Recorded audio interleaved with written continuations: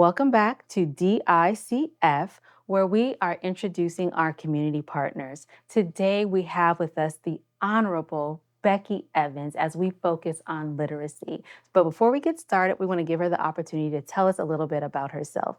Thank you for being here with us, Ms. Evans. We appreciate you and your service. Thank you so much, Angel. I'm so excited to be with you today. I'm going to try to keep it exciting as we go along. Oh, good. Awesome. Good. So if you can spend a few moments telling us a little bit about yourself and your service to the community. Great. Thank you so much. So my name's Becky Evans, and I'm a 34-year resident of DeKalb County, an 18-year volunteer with DeKalb Public Schools, a 6-year legislator at the Georgia State House, and a community volunteer in many different capacities. And it was my honor and privilege to serve in the State House. And when I left, I'd been very involved with literacy and education at the State House, and the Georgia Reads leader asked if I would become a Georgia Reads ambassador. And really what the role of the Georgia Reads ambassador is to work to help make sure the business community supports our public schools and literacy, and also to make sure that the community supports local schools and literacy. So that is my role here today, is to talk about that. And I'm just so glad to be with you, Angel. I'm glad to have you. So you talked a bit about your role, which we thank you so much. I always wanted to be an ambassador for something, but I'll just be an ambassador for Christ. I don't get anything else. With that being said, I would like to know, and for those who don't know, can you tell us a bit more about what Georgia Reads actually is and why literacy is such a critical issue in DeKalb County right now? So Georgia Reads is a partner or came out of the Georgia Council on Literacy. So at the State House, we have the Governor's Office of Student Achievement, and they are our partner along with the Georgia Department of Education. And so Georgia Reads is the organization supported by the Literacy Council of Georgia. And our role is to engage readers, engage citizens across the state to get them excited about reading and to really talk about community literacy. What can the communities do? It's not just about the schools. Of course, our public schools and our private schools, they're all critical, but the community, we need to work together to improve literacy. So that's really what Georgia Reads is about. Awesome. So you're leading right into my next thought, because I did a little bit of reading before you came in, and we talked, what the literature I read talked a bit about proficiency levels and at specific ages, what children need to do. So can you hone in a little bit about what it is like for a child if they're not proficient in reading by the 3rd grade? Right. There are different ways to measure reading success, and one of them is we look at a proficiency. Can a child read well and understand and comprehend by 3rd grade? And that is a very key indicator in DeKalb, in Georgia, and nationally. The child needs to learn to read so that they can read to learn for the rest of their education. And unfortunately, Angel, we have a problem. It's in DeKalb, it's in Georgia, and it's actually nationwide, where roughly about a third of our students are not reading proficiently by the end of 3rd grade. I remember in 2019, when I was first elected to the legislature, sitting on the education committee, listening to the Georgia Partnership for Excellence in Education, telling us this statistic, and just being in horror about it, frankly. But there are a variety of contributors to this situation. Of course, children living in poverty is a big problem, but it is more than that. It's also the attention we pay to early childhood and what's happening in a child's brain between birth and before they come to school. So I want to talk a little bit more about that later. Our public education system actually got a little off track in how we teach teachers to teach reading.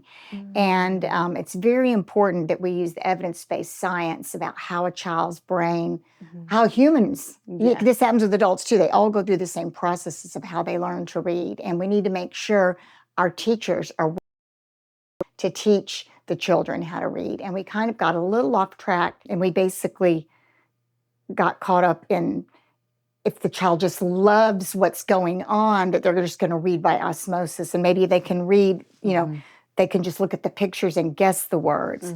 And that's it's appropriate when they're very young. You want to have picture books, don't get me wrong, but when you're actually learning to read, it's really important that you use oral language and learn how to sound out their words, and that takes practice.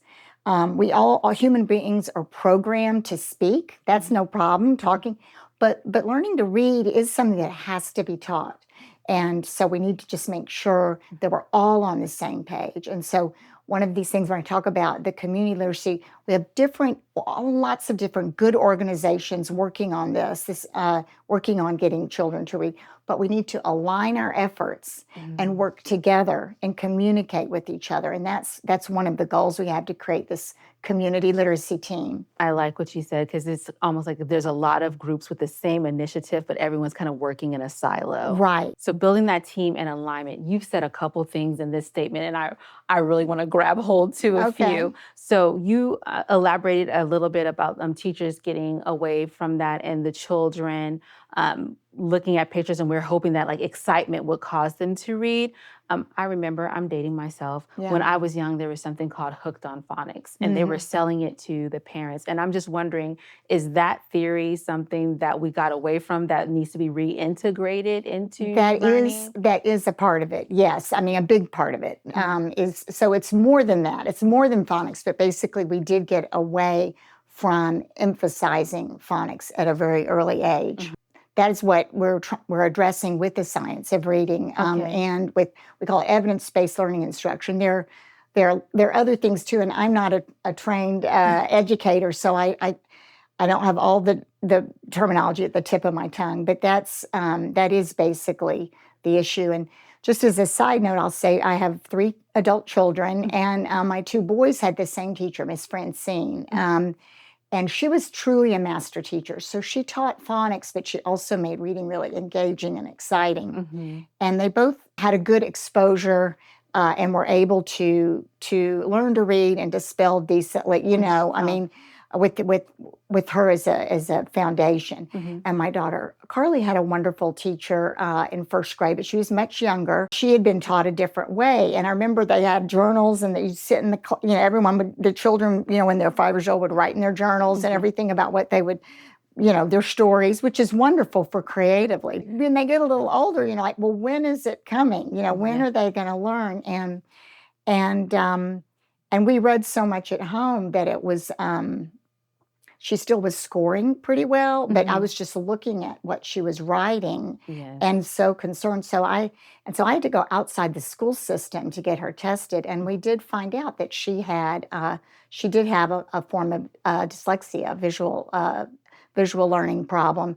And with that information, and with tutoring and going to the skank school that for over a summer, and with her getting an IEP in DeKalb schools, she was able to get what she needed in a year and a half, and then she hasn't needed support since then. That's awesome. But that's a part of this too. We need to do a better job, and we are now doing a better job of screening children when they're young. When I was first in the legislature, we passed a law for dyslexia screening, and then I helped work on the Early Literacy Act of 2022, and that's where you need to also screen for other other reading issues at an early age. So now we have that in place, but there are other pieces that we've realized that we still haven't done, that we're actually fixing now at the legislature. So in Georgia, as I said, we are still pretty low. And some other states, some other southern states have actually done, I don't know if you were going to ask me about this, but Mississippi has been a leader. They went from like 9th to 42nd. Alabama is a leader, and they're not necessarily spending more per child on our education. But one of the big things that they did do is they put literacy coaches in the schools. And a literacy coach is not for the students, but it's for the teachers. Because like I said, a lot of our teachers weren't necessarily initially taught the best, the evidence-based model for teaching their kids to read. Absolutely. So they need support. And with anything, you don't get good at something till you practice it. And and you need to have constructive criticism.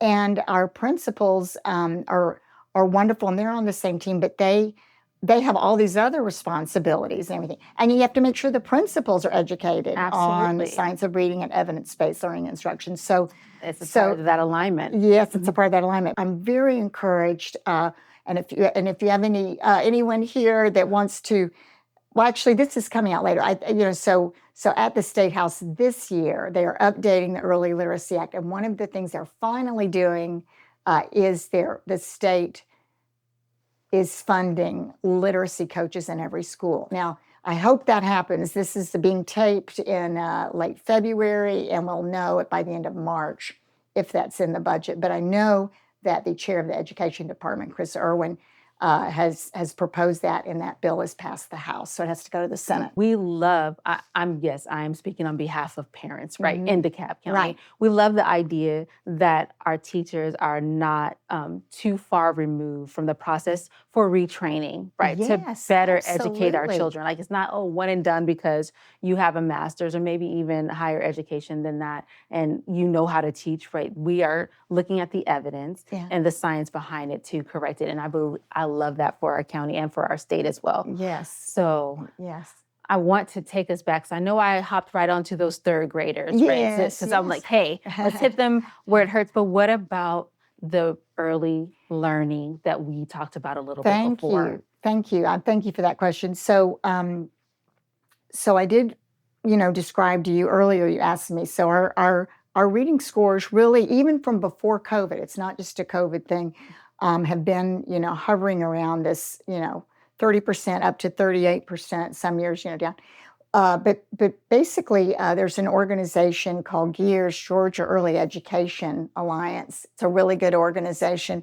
And I was just reading what Mindy Benderman, their director, was writing about, and just emphasizing the importance of early childhood, learning.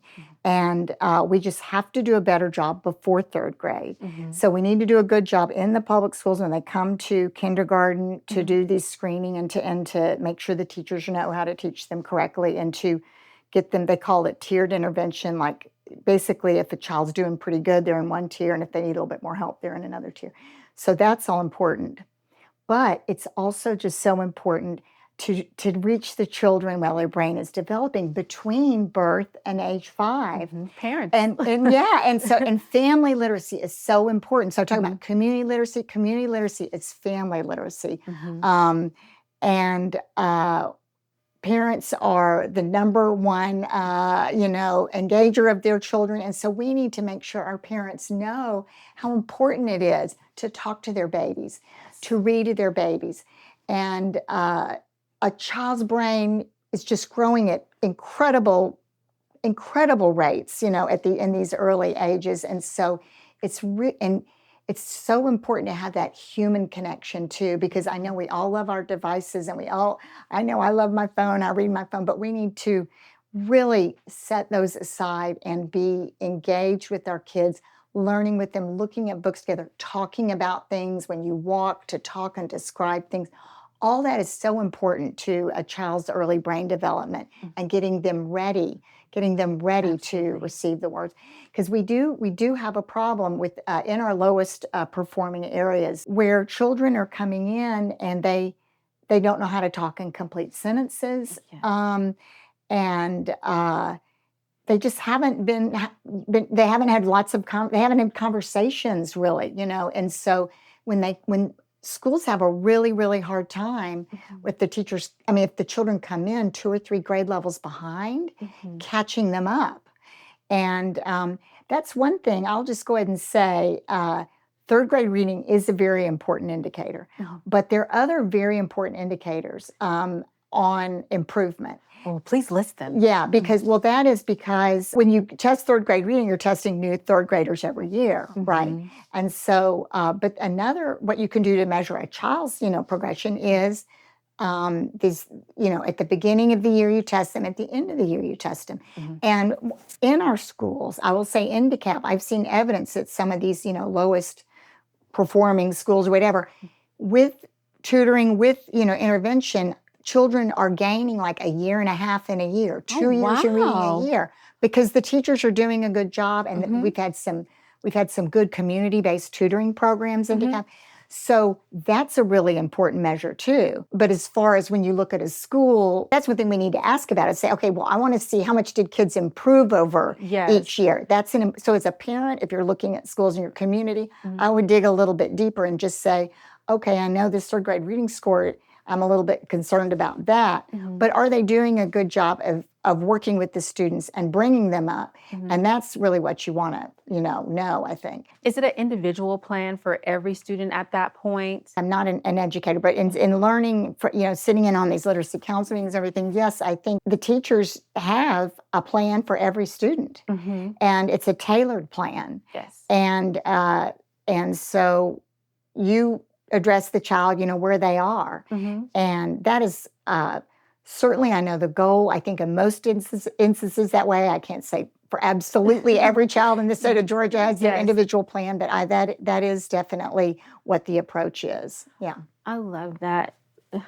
I'm learning so much. Look, this is probably going to be the longest episode of the month. I'm super into it. Good. But I think the part where I probably want to try to expand and pivot a little bit is to kind of help build some awareness for parents as well as those who are interested in being partners. And that is, what is the biggest piece that people misunderstand about literacy, that in regards to how to help support. Let's just say I'm a rich auntie. I don't have any children. What is something I can do for the children that are part of my family and community? Like if I see or identify something like that, where I make it exciting for the children and help them want to learn and improve in that manner. Well, that's a really good question. So I would say, for a loving auntie, I would find out what things the kids in their life are excited about, and then I would give them books, that are, relate to that, so get them all excited. Like I have a great nephew I just went to visit, and he's 4 years old, and he's turning 4.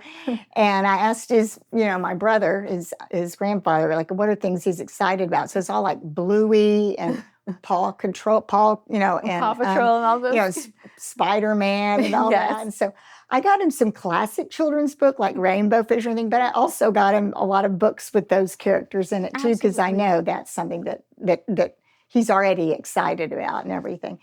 And there are other small things that are, it depends on how far you want to go with this, but we have learned, that there's certain steps you can take. Like when you do a read aloud with the child that you love, how, their techniques you can use to maybe just get their brain thinking a little bit more.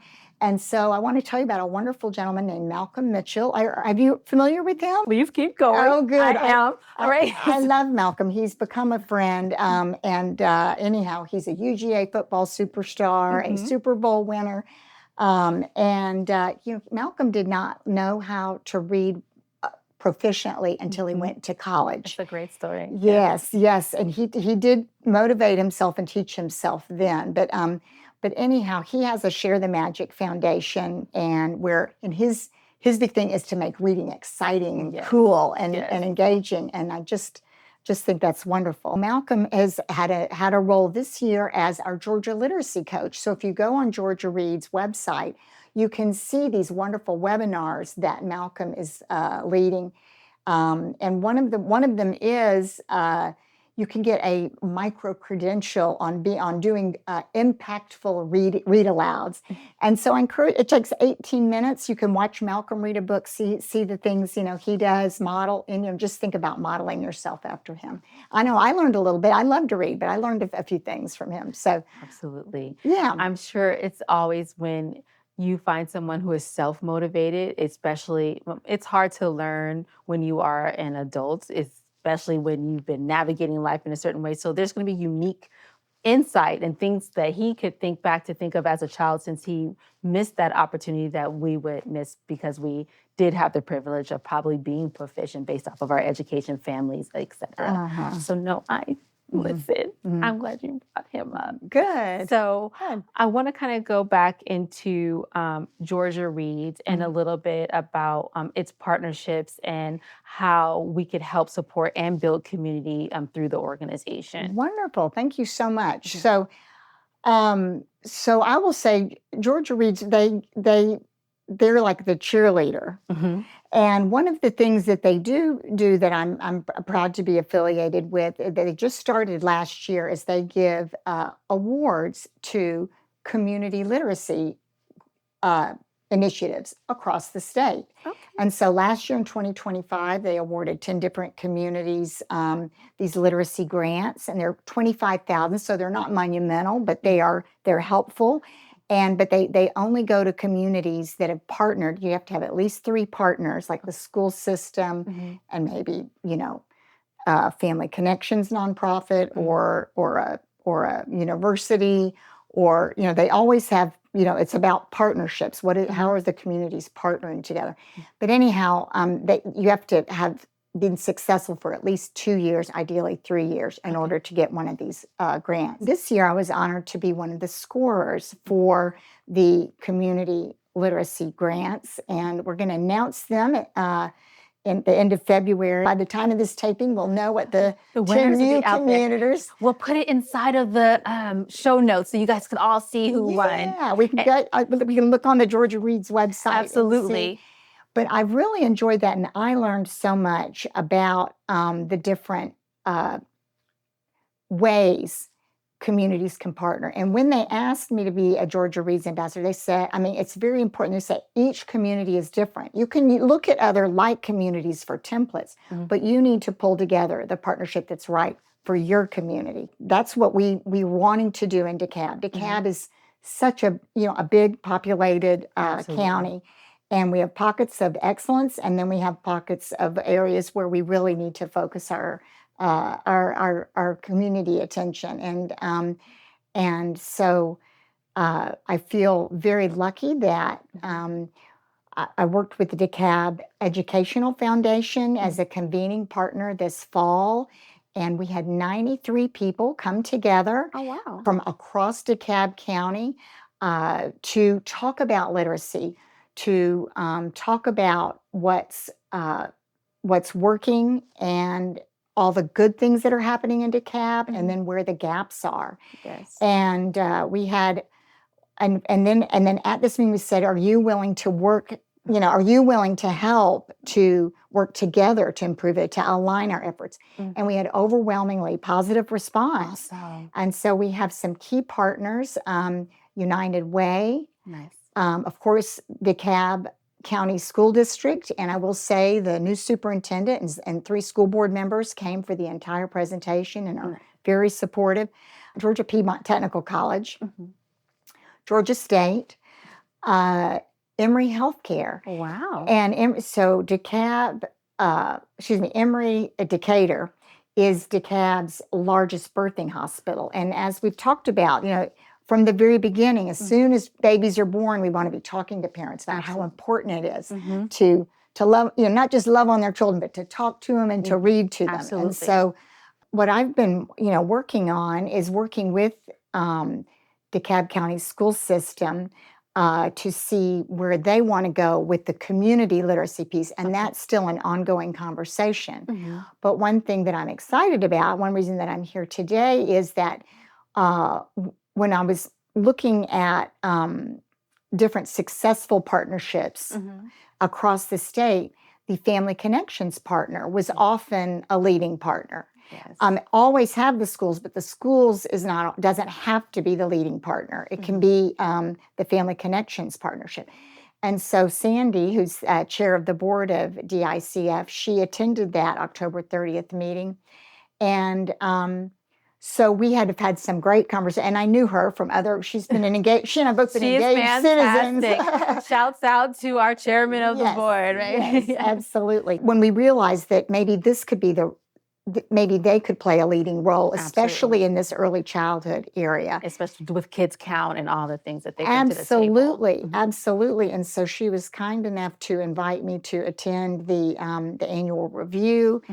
And what was such a relief to me, Angel, in having that meeting was seeing how they are already set up. They already have all these partnerships, like with the health department, with DeKalb Human Services, with United Way. All those partners are already a part of their structure. And so, and they have the data from the state on literacy, but also about kindergarten preparedness and about the percent of children that could be in preschool that are in preschool. They have all that data right there. So I think that they are going to be a wonderful, I mean, I'm just so grateful to them to saying, we want to be a part of this and to include improving literacy as one of their key focus areas. So what I envision, it hasn't happened yet. Sandy's asked me to write a strategic plan for literacy for DICF. Okay. And so I want to work with their new director, who will be starting in March, who has an early childhood focus and background. Awesome. And then we want to work with the DeKalb schools. And then we want to reach out to some of these other partners I've just mentioned and see what kind of plan we can make. And one thing I will say to our audience, an example that we really like, Sandy and I both like, is the Cobb Collaborative. So Cobb County is a similar county to DeKalb in several ways, and they have done a really great job of being a leader in the community and getting groups together to come and talk about literacy, but more than that, to enact programs. And in the meantime, I'll just say, especially if you have parents of young children or grandparents, there's a wonderful program called The Basics. And it's for birth through 5-year-old, birth through 5.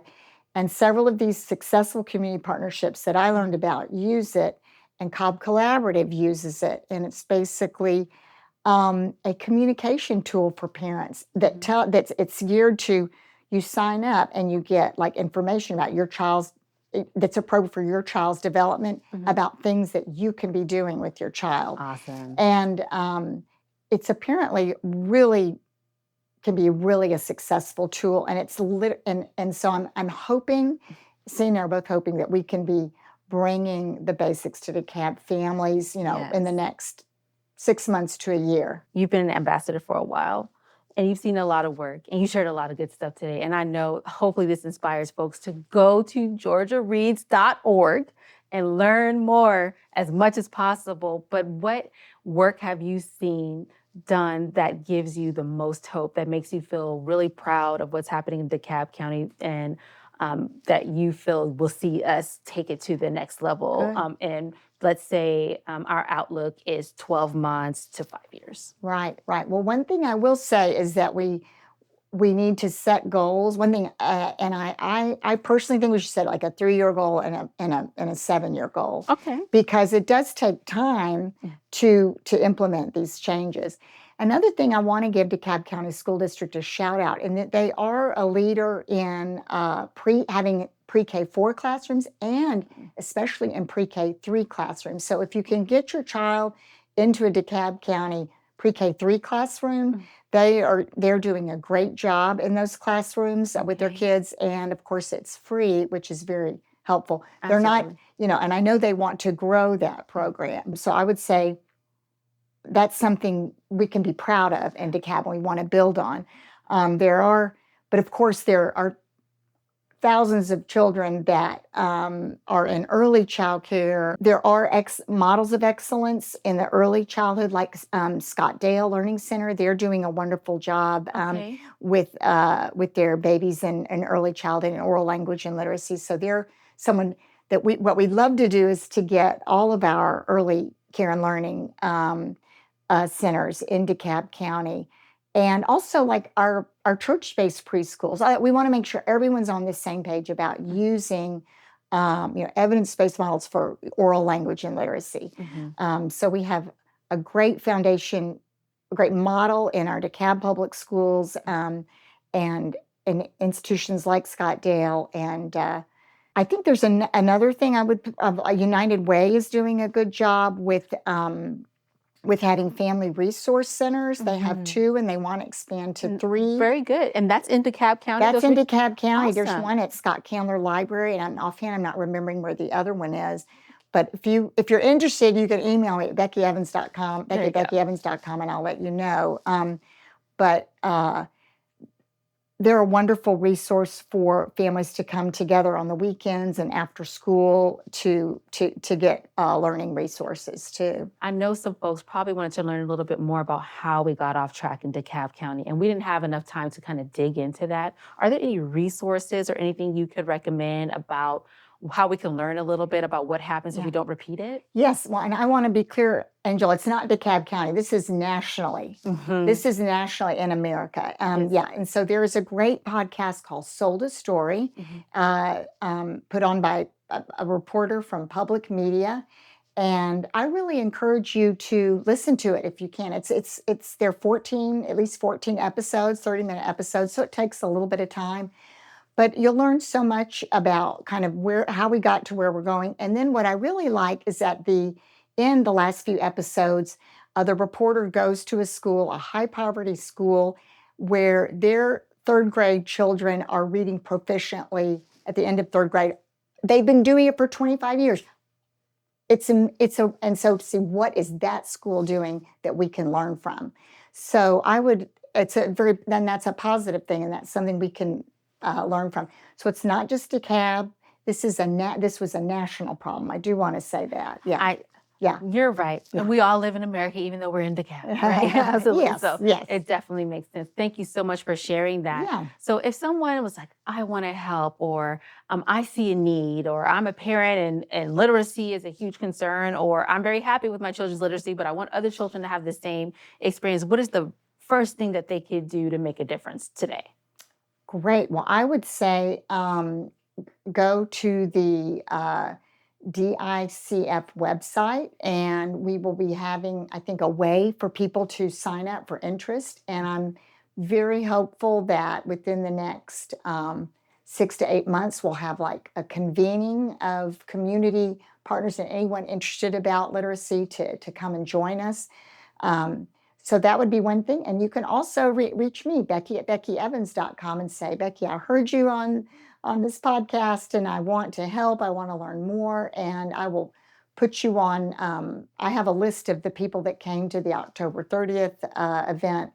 And that event was setting the table, advancing literacy in DeKalb together. So we haven't yet had a community-wide follow-up because we're trying to find the right structure. I'm very hopeful that DICF will be a leader in this structure along with these other partners I've mentioned, and we'll have another convening soon. So thank you. Is there anything else you want to leave on the table before you and I part, which I don't really want to do, but we're going to have to. Is there anything else you want to share for the folks who are listening today? I would just say, think about in your own life, modeling reading with your kids. If you haven't picked up a book in a while, why don't you, think about that, talk about maybe your favorite books with your children, and just share, and also just make sure if you have young children, that you're talking with them and engaging them in conversation, pointing things out, in the natural world all around them.